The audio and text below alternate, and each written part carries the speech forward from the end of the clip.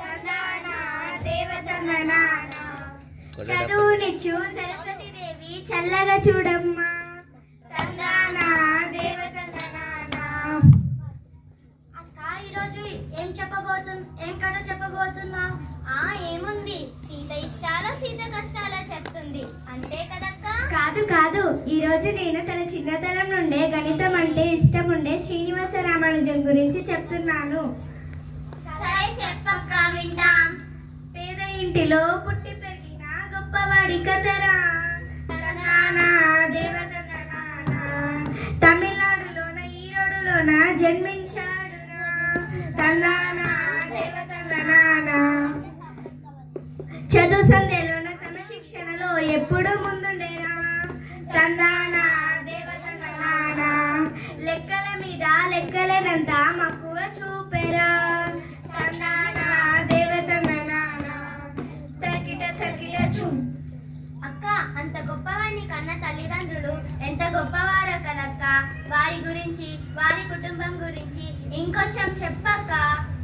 అక్కలారా చెల్లెలారా, మహానుభావులు విజ్ఞానవంతులకు నిలయమైన భారత భూమిలో తమిళనాడు రాష్ట్రంలోని ఈరోడ్ అనే గ్రామంలో తండ్రి అయ్యంగారు కోమలమ్మలకు 1887 డిసెంబర్ 22న శ్రీనివాస రామానుజన్ గారు జన్మించారు.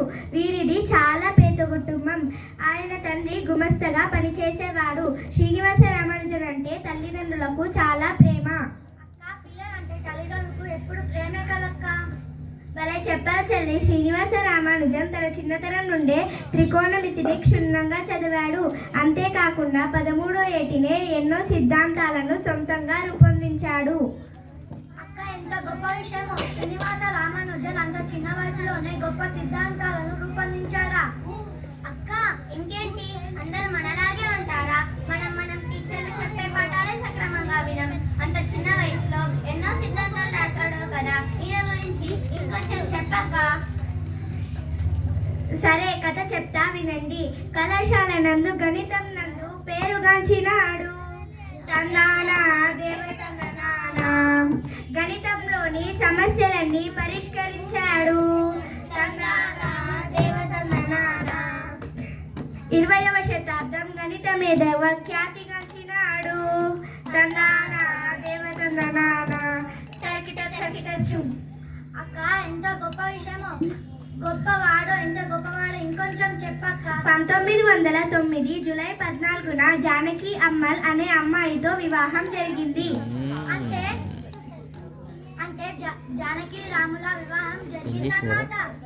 భలే చెప్పారు చెల్లి. శ్రీనివాస రామానుజన్ తన చిన్నతనం నుండే magical squares, continuous fractions, partition of the numbers, prime numbers లాంటి ఎన్నో సిద్ధాంతాలను రూపొందించాడు.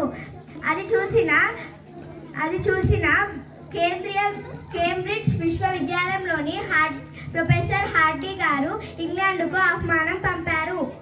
అంటే ఇంగ్లాండ్కు ఆహ్వానమా? అక్క, నేను కూడా